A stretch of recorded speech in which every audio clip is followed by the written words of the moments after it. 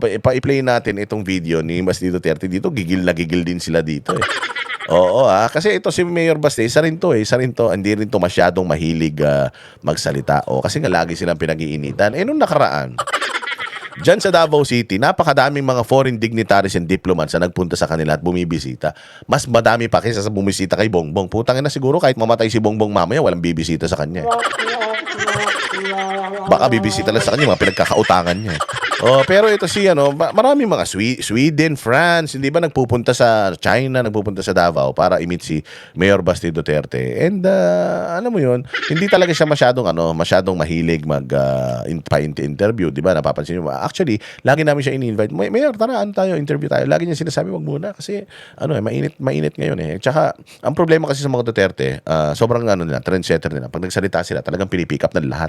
Ang masaklap nito, tinitwist pa. Oo. Pero ito, na-corner siya dito sa Hague dahil nandiyan siya ngayon. Siya ngayon na nakatoka dyan sa kanyang tatay. At natanong siya tungkol sa mga current issues natin dito sa Pilipinas. At as usual, triggered na naman ang mga putang ina. Triggered na naman ang mga magnanakaw sa Pilipinas. Just papakinggan natin itong interview ni Basti. Hindi talaga ng tao yan kung anong mangyayari sa kanya. Pero yung masasabi ko lang talaga, ginawa nila yung impeachment na the entire campaign for 3 years talaga nilang pinagsikapan ng administrasyon yan kasi gusto nila sila pa rin. Yan nga. They are preventing Vice President Inday Sara Duterte to run for the 2028 elections. Yan. Napansin ninyo, every time you ask them, it's consistent. Itong impeachment na ito, this is not about accountability. This is not about looking for what happened or where the 125 million peso went. Because alam nila it went sa sa paglaban sa komunista. Alam nila na may napuntahan yan. Kaya lang. Wala talaga silang makita kasi sa mga Duterte eh. And they have to itong magandang ginawa naman ng kasi hindi nila hina-highlight na yung 125 million was given how many days before matapos, how many weeks before matapos yung fiscal year na kailangan ng gastusin. Tapos patibong talaga yun eh. Sobrang patibong yun. Paulit-ulit nating sinasabi yun para paulit-ulit na maintindihan ng mamamayang Pilipino. Every time that may magtanong sa kanila ng mga bobo, halimbawa, mga bobo talaga, ang tanong sa kanila, nasa yung 25 million, ginastos ng 11 days. Gago. Kaya ginastos yun ng 11 days. Putang ina, nirequest yun August, binigay December, magkakatapusan na. Anong gagawin mo ron? Yung budget, hindi mo naman pwedeng gamitin yun sa susunod na taon. Kung yung budget na yun para sa taon na ito, dapat maggastos mo yun para sa taon na ito. So, anong gagawin mo ron? Lulunukin mo? Siyempre, gagastusin mo yun. Gagastusin mo yun sa kung ano man yung mapili ng ng opisina mo kung saan gastusin yun. Or, kung ano yung ni-request mo para paggastusan nun, di ibibigay mo. Si August mo pa request eh. Binigay December. So, ibig sabihin, waiting na ng budget itong mga proyekto na yan. So, kahit nga 1 minuto, kaya niyang i-disperse yan. Miski ako eh. August, ni-request ko para dito sa, halimbawa, para sa construction ng bahay ko. August pa lang, ni-request ko na. Humingi na ako ng pera. Siyempre, nakaplano na yan. Sino kukunin kong kontraktor, sino kukunin, ilang tao kukunin ko, ilang materialis ang bibilin ko. Nakakompute na lahat yan. Natay ko na lang yung pera. Pagdating ng pera, pagdating ng pera na gano'n, gagawin ko dun sa pera. Di syempre, kahit 5 minutes lang, kaya mong ilagay yun doon sa matagal mo nang pinagpaplanuhan eh. So, yung 11 days na ginastos ng 11 days, napakatagal pa nga nun eh. Dapat nga, questionin si Inday Sara, bakit 11 days inabot? Dapat 10 minutes lang. Naubos mo na yung pera na yan dahil kung talagang yung serbisyo na yan, yung paglalagyan ng pera na yan ay naka-ready na at waiting na lang sa pondo, bakit tumagal pa ng 11 days? Di ba dapat nga ganun ang kine-question natin eh. Pero hindi eh. Pagtanggap ko ng pera, hindi ba, ganyan din kayo sa sweldo. Pagtanggap nyo ng pera galing sa mga amo ninyo, hindi ba, putang ina, wala pa, parang pucha magic. Puta, may pera ako kanina, ba't nawala? Napunta lahat sa utang mo sa credit card, sa Meralco, sa MWS, napunta sa plan mo sa cellphone, utang mo pa sa kapitbahay mo, utang mo pa sa ate mo. Hindi ba? Hindi na tumatagal lang isang araw yung sweldo natin, nauubos kagad doon sa mga babayaran natin dahil naka-ready na yung mga yan, waiting na yan sila. Putangin na mo ka, magsosweldo ka na. Tsaka may utang ka sa akin ha. Di ba ganun? So bakit umabot ng, kung ako tatanungin ko si Inday Sara, August mo pa ni-request yan, binigay sa'yo December. Bakit inabot ka ng 11 days? Dapat ginasta mo yan, mga 2 minuto lang. 2 minuto, magtanggap mo ng pera na yun, nailagay mo na yan dapat doon sa mga bagay na dapat paglalagyan yan, di ba? So kaya paulit-ulit natin tong sinasabi mga bossing, para pag may nagtatanong sa inyo, paulit-ulit, alam nyo rin. Kumbaga, meron na kayong Biblia sa utak ninyo pag-uhugutan ng kung ano sasagot sa kanila. Tarantado, 11 days, ginastos yung 125 million. Bigyan mo ko 125 million, 5 minutes, kaya kong ubusin yan eh. Hindi ba? Ang dali lang nun eh. Kaya yung sinasabi ngayon, itong impeachment na ito. Sabi nga nila, kung sa tingin mo may grave threat talaga si Inday Sara sa mga Marcos, bakit hindi nagsampa ng demanda yung mga Marcos? Anong sabi ni Chris Aquino? Sabi ni Chris Aquino, ikaw, Falsis, yung kapatid ng baklang mabantot, amoy kaning baboy, na si Jesus Falsis, yung kapatid niyang isang bakla rin, na mahilig sa mahilig sa barote. Sabi ni Chris Aquino, ikaw wag kang uuwi. Recorded talaga 'yun. Wag kang uuwi sa Pilipinas. Pag umuwi ka sa Pilipinas, papapatay ka ng pamilya ko. 'Yun ang grave threat. Pero nakulong si Chris Aquino. Hindi. Anong sabi ni Chris Aquino? He should have filed the case against me. Kung gusto niya talaga, kung he felt like I threatened him and he was threatened, then he should have filed the case against me. Nag-file ba siya ng case? No. Therefore, walang kaso. Ganun din kay Inday Sara. Nag-file ba ng kaso si Lisa Marcos? Hindi. Nag-file ba ng kaso si Bongbong? Hindi. Nag-file ba ng kaso si Martin Romualdez? Hindi. Anong iniiyak nyo? Hindi yung palang affected party, hindi nga sila nag-file ng case. Ibig sabihin, hindi sila naniniwala doon. Kasi kung naniniwala sila doon na talagang totoo na may threat na sa kanilang buhay, nag-file sana sila ng kaso. Walang kaso eh. Tapos motu proprio sabi on their own independently, nung nakita ng NBI na may threat na ginawa si Inday Sara, nag-imbestiga sila. Sinasabi din ni Inday Sara na may threat din sa buhay niya. Did they investigate? No. Yan yung mga kailangan na paulit-ulit na naririnig natin. Kasi sabi mo na yan na nakaraan, Boss Dada, sa huling vlog mo, dapat iba naman. Hindi pwede. Kailangan natin ulit-ulitin. Mantakin mo for the past 4 years, etong mga hayop na mga congressman, paulit-ulit lang din ang sinasabi nila mga bossing sa kanilang mga press conference. Kailangan tapatan natin yan. Mary Grace Piatos, hindi maipaliwanag yung pera.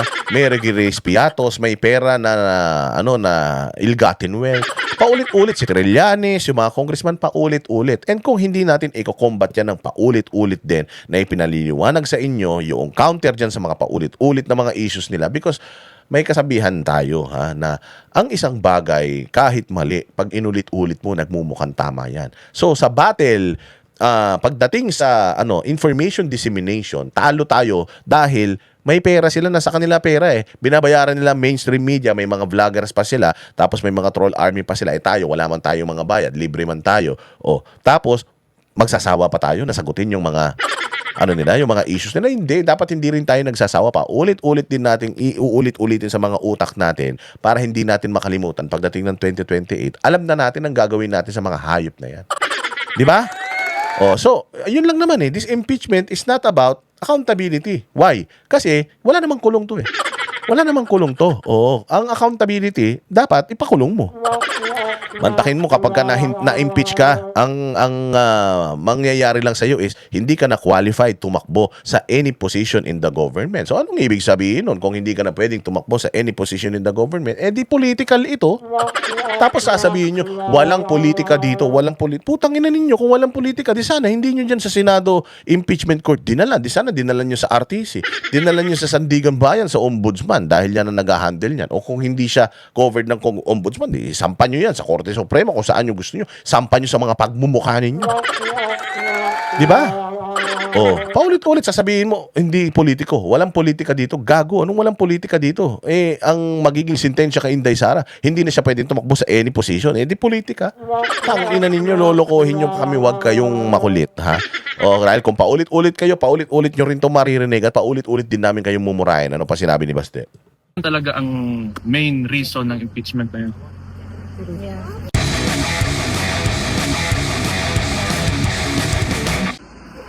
Mayor Baste, magandang hapon po sa inyo. Kamusta po kayo today, sir? Okay lang.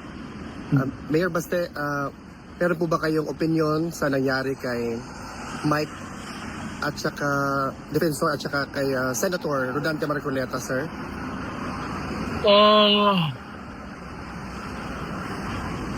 Katulad yan, paulit-ulit na tanong yan eh. Paulit-ulit na tanong sa kanya, paulit-ulit na tanong kay ganito, kay ganyan. Pero kailangan natin ulit-ulitin at kailangan natin laging sasagutin para yung tao, makita nila yung consistency. Ang hinaharp natin katotohanan, hindi naman fake news eh. Hindi ba? Nauna pa si Marcoleta. Nauna pa si Mike Defensor. Kaya nga alam mo, minsan, nakikita ko yung social media, ang dami nagtatampo. Ang dami na talaga nagtatampo na ang dami nyo nagre-reklamo. Reklamo kayo ng reklamo. Pero nagsasawa naman kayo sa mga content na paulit-ulit na ipinaliliwanag sa inyo kung bakit nauna pang makulong itong mga ito, ang totoong magnanakaw si Bongbong at saka si tsaka si Romualdez. Pero bagamat paulit-ulit, kailangan nating gawin o kailangan nating paulit-ulit din na sabihin kasi kapag madali tayo makalimot Ang daming pinagkakabalahan ng mga Pilipino, ang dali nating makalimot sa mga totoong issues Kapag katulad niyan, napag-uusapan ba si Marcoleta at saka si Mike Defensor? Maling-mali yung ginawa sa kanila ha. Mike Defensor is a private person. Si Mike Defensor ay nagbigay ng pera galing sa kanyang bulsa papunta sa isang tao na ginamit sa kanyang kampanya. Walang pera ng taong bayan na involved. Hindi naman mga kriminal ang mga ito, di man sila mga drug lord, di man sila mga launderer, matitinong tao man ang mga ito. Pero imagine, nauna pa silang nakulong. Kesa sa mga nagnakaw sa atin, kesa sa mga nagpakasasa sa pera natin. Yan si Bunuan, ginawa pa nilang state witness. Imagine. Ikaw yung leader ng sindikato, ikaw yung activate ng corruption diyan sa DPWH, yung mga tao mo lahat mga magnanakaw, tapos yung mga magnanakaw sa DPWH sila ang ginawang state witness. Diba? Hindi ka ba naman magugulat niyan? Tapos etong mga tao na ito, alam naman natin na kritiko si Marcoleta ng hearing ni Lacson. Nakita nyo, hanggang ngayon, inaatake siya ni Lacson. Sabi ni Lacson, wag daw magkakaroon ng warrant kasi pag nagkaroon ng warrant, magkakasakit ka. Bakit pa kailangan sabihin ni Lacson yun? Kasi nga talagang na-expose ni Marcoleta si Lacson na protector talaga ng mga magnanakaw sa Pilipinas.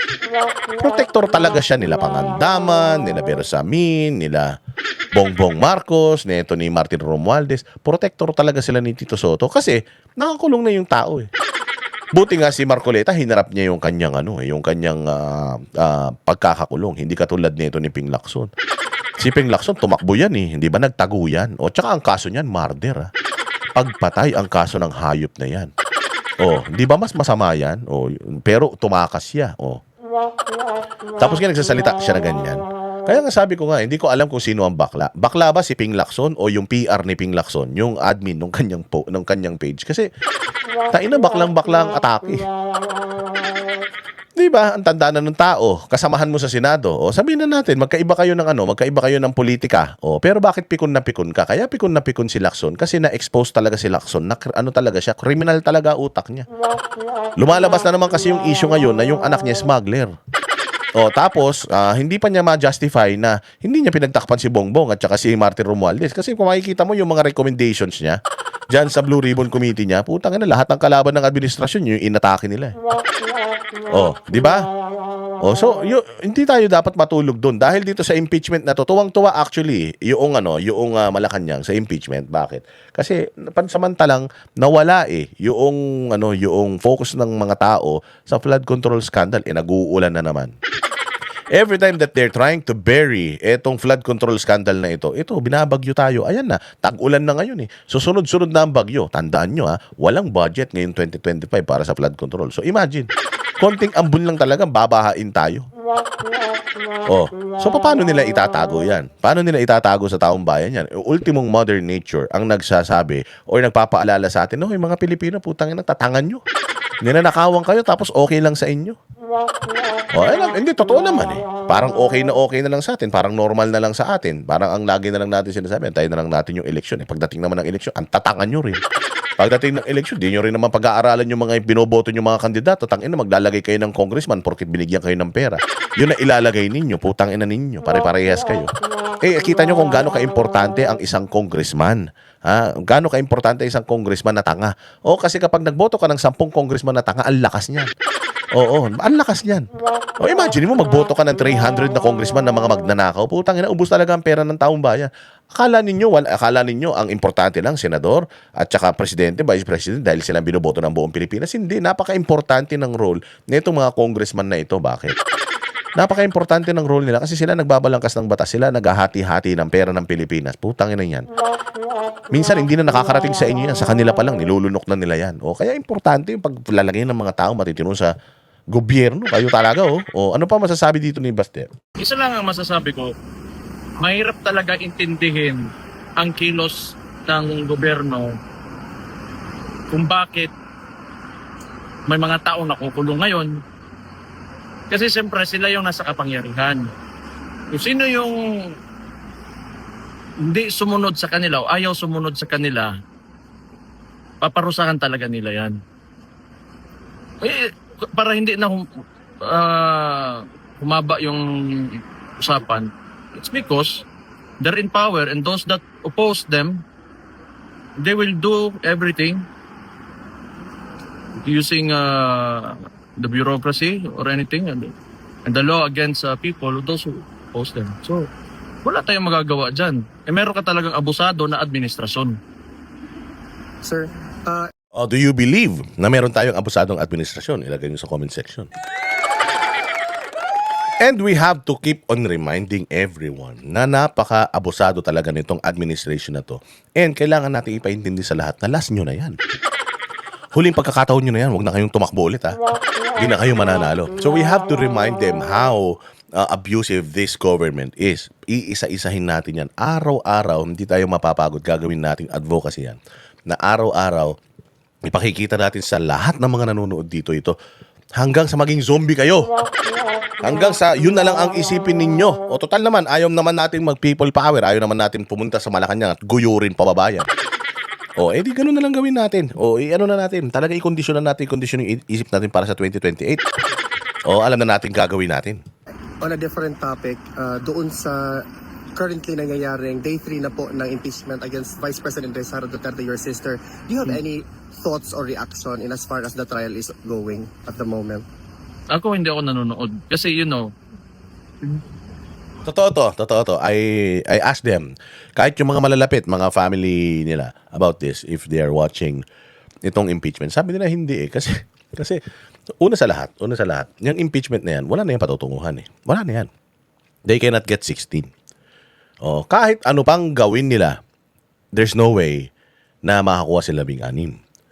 Kaya nga makikita mo yung mga congressman, wala na silang gana eh. Nakikita mo yung mga prosecution, wala na silang gana. Halos parang parang dinadrag na lang nila yung mga sarili nila dahil kailangan nilang gawin. Why? Makasuntok man lang sila kay Inday Sara eh. Makakalmot man lang sila kay Inday Sara. Sabi nga nila, makascratch man lang sila sa surface.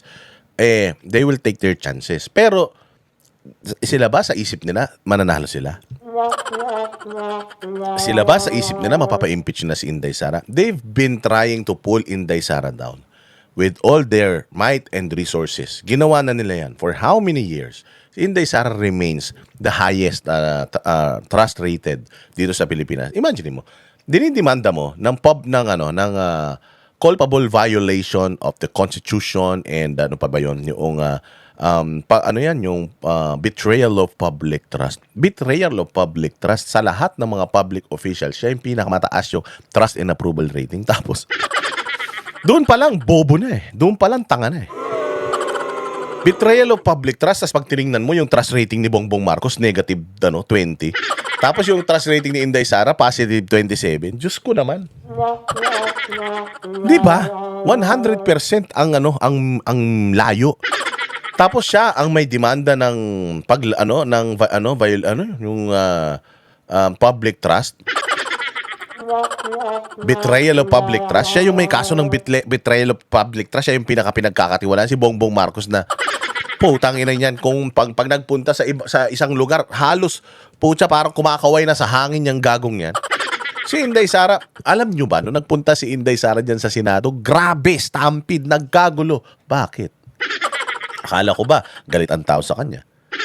Akala ko ba, ayaw na ng mga Pilipino sa kanya? Bakit sobrang interesado ng mainstream media kay Inday Sara? Bakit? Pag yung taong grasa, nakikita mo ba, ini-interview ni Inday ng mga ng mga mainstream media? Hindi. Bakit? Kasi wala man silang mahihita. Pag in-interview ko tong normal na tao na to, wala naman ako mahihita. Usually, mga media na, ini-interview nila, ang talagang pinagkakaguluhan nila, yung mga magagaling na tao. Mga sikat na tao. Bakit si Inday Sara? Bakit si Inday Sara pinagkaguluhan dyan sa Senado? Etong mga congressman na sinasabi nila that they are representing millions and millions of Filipinos. Yung mga prosecutor na mga pangit. Yung mga prosecutor na mga mukhang puta wala ng pag-asa sa buhay. Parang mga tsurang may mga cancer na sa mga utak at balat eh. Itong mga tao na ito, kita mo pinagkakaguluhan sila? Hindi. Pero si Inday Sara, pinagkaguluhan siya pag upo niya doon, uttered ilang sentences lang. Pucha, buong mundo nawindang, pati si Claire Castro, putang ina, parang nabaliw na naman. Nakalimutan na yata ni Claire Castro na ginawa siyang tae dyan sa Canada ng mga kababayan natin dahil sa katarantaduhan niya. Tapos ngayon, dare-diretso na naman na akala mo walang nangyari. Putang ina, walang hiya talaga eh. Di ba? So talagang wala, hindi sila nanonood. Wala na yan, negative na yan. Yung 16, hindi nila makukuha yan. Kaya nga pinipilit nila na babaan yung boto. And even if you lower it, hindi mo makukuha. Hindi mo makukuha. I'm pretty sure si Lito Lapid will not vote for VP Sara's impeachment. Doon pa lang eh. Sino pa? Si JB Ejercito, I think hindi yan boboto sa impeachment ni Inday Sara. Sila yung mga vocal dati na nagsasabi na ayaw na impeachment. Si Mig Zubiri, kahit abnormal yan, I'm pretty sure hindi yan boboto pabor sa impeachment ni VP Sara. Bakit? Mga epal yan eh. Epal yan.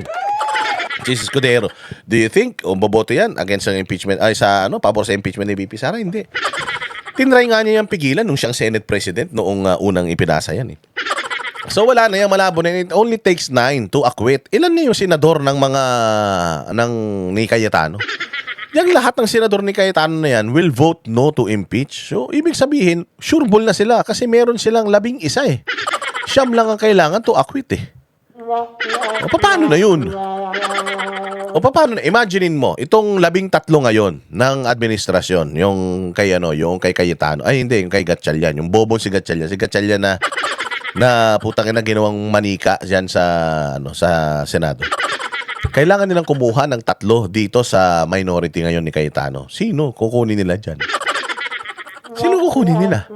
Nakakulong na si Jinggoy, hindi na takot yan. Nakakulong na si Marcoleta, mas lalong hindi takot yan. Si Senator Bato de la Rosa, lalong hindi nila yan mapapabaliktad. Si Bongo, hindi babaliktad yan. Duterte man yan eh. O sino pa? Yung mga Villar, pocha, lumaban na yung mga Villar sa kanila. Sinabi nga ng mga Villar na mga traidor sa bayan yung mga lumipat sa kabila eh. So wala na silang makukuha sa kabila, tapos inaaway pa nila itong mga to. Tangin na yan, wala na. So itong impeachment ni Inday, wala na to. Panonoorin mo pa? Sabi ni Bas, hindi eh. I'm governing a very competent city. Bakit ko pa panonoorin niya? Alam ko naman kahit na paninira lang yan sa amin, paninira lang sa kapatid ko, at saka alam ko naman na hindi naman nila makukuha. Hindi sila mananalo dyan. Mai-impeach mo ba si Inday Sara dyan? 13, hindi nila makuha. 16 pa. So hindi sila nanonood. Pero tayo, kailangan natin manood kasi nga, bababuyin natin sila. Nung simula pa lang, when did this impeachment campaign begin? It was, 3 years ago? Even nung simula pa lang ng termino ni Marcos yan, nung nagkalapuan na, andyan na yung usapang impeachment against the Vice President for the confidential funds. Ngayon, dinadagdagan nila na kung ano-ano na lang pwedeng idagdag, di ba? Well, gusto nila na may impeachment para masunod yung gusto nila.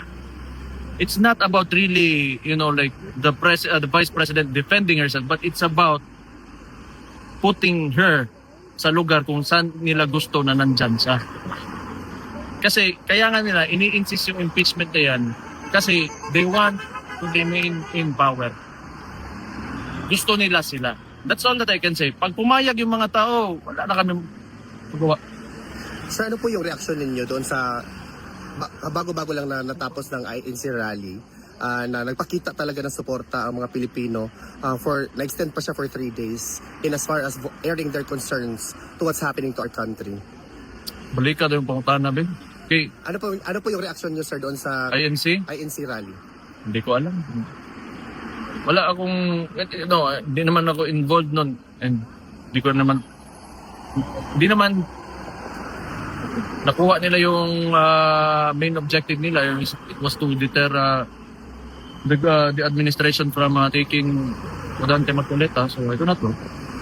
Sir, marami, I have no comment. sir, marami pong mga kababayan natin ang nagsasabi na in the event sana hindi po mangyari na ma-impeach nila si Vice President Duterte, there will be another Duterte that will be running for the presidency. What's your reaction to the clamor of the people that your names and also that of Congressman Pulong are surfacing? We let tomorrow take care of itself. Pero yung mga ganon, sana wag. Kapoy kayo na. Hasol yun. Sir, lastly, on a different matter, Ba? Oh, we'll let tomorrow take care of itself. Sino nagsabi niyan? Probably a famous poet uttered those words. Sinabi ba ni Basti na kanya yon? Pero pwede mo naman gamitin yon. It was there to actually utilize. Hindi ko talaga alam dito kay Claire Castro kung bakit siya nagagalit sa mga ganyan. Kasi ang gaganda ng mga binibitawan ng mga Duterte ng mga salita eh. Itong mga Duterte na sinasabi nila ng mga may hina ang utak, bobo, may initin lang ang ulo. O kita mo how they are responding to questions. Di ba? Let tomorrow decide for itself. Oh, bahala na ang bukas. Oh, sabi nga nila, 'di ba? Oh, katulad yan. I'm always quoting yung yung si Master Shifu ng Kung Fu Panda, 'di ba? Sabi niya, yesterday is history, tomorrow is a mystery, today is a gift. That's why it's called present. Regalo, present. So, i-enjoy mo kung ano yung meron ngayon. Oh, kasi tapos na yung nakaraan eh. Hindi mo na kayang baguhin 'yon. Yung future naman, di mo alam kung ano mangyayari doon. Misteryo yan. Kaya yung ngayon, meron kang control.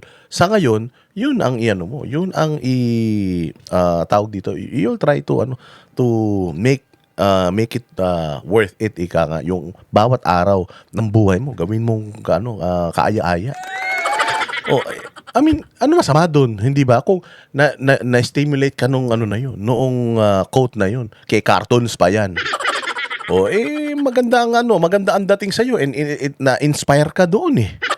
O, ano masama doon? Kaya dito hindi mo maintindihan talaga to sila Claire Castro kung saan nila pinaguhugot itong mga kabobohan nila na ito na tangina, kala mo sila talaga may-ari ng mundo, lahat na lang nasabihin ng mga Duterte mali sa kanila, pero hindi kasi kaya mag-quote ni Claire Castro ng ganyan kasi bobo yun, hindi marunong mag-English yun, tanga yun.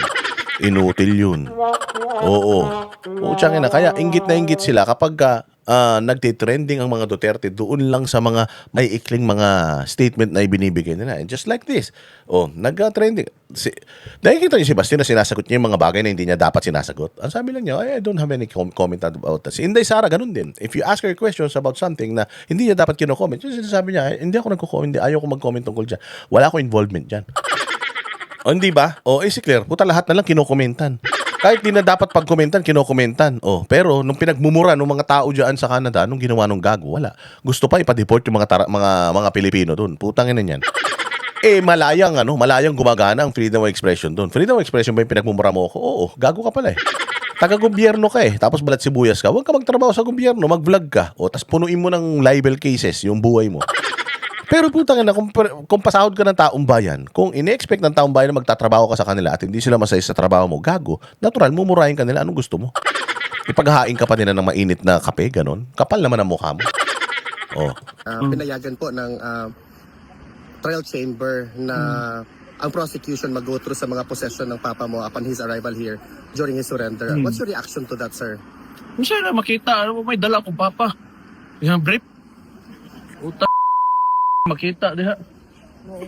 Sir, just to conclude, do you have a message to the Filipinos? Well, probably,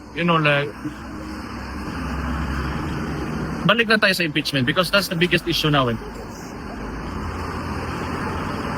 Kung papayag kayo, wala akong problema sa amin. Tingin nyo, wala talaga silbi ang konstitusyon natin. Wala kami magawa. In the first place, nandyan lang naman kami kasi binoto kami as elected representatives that will uphold the mismong konstitusyon na pero tingnan natin kasi destiny talaga ng tao yan kung anong mangyayari sa kanya.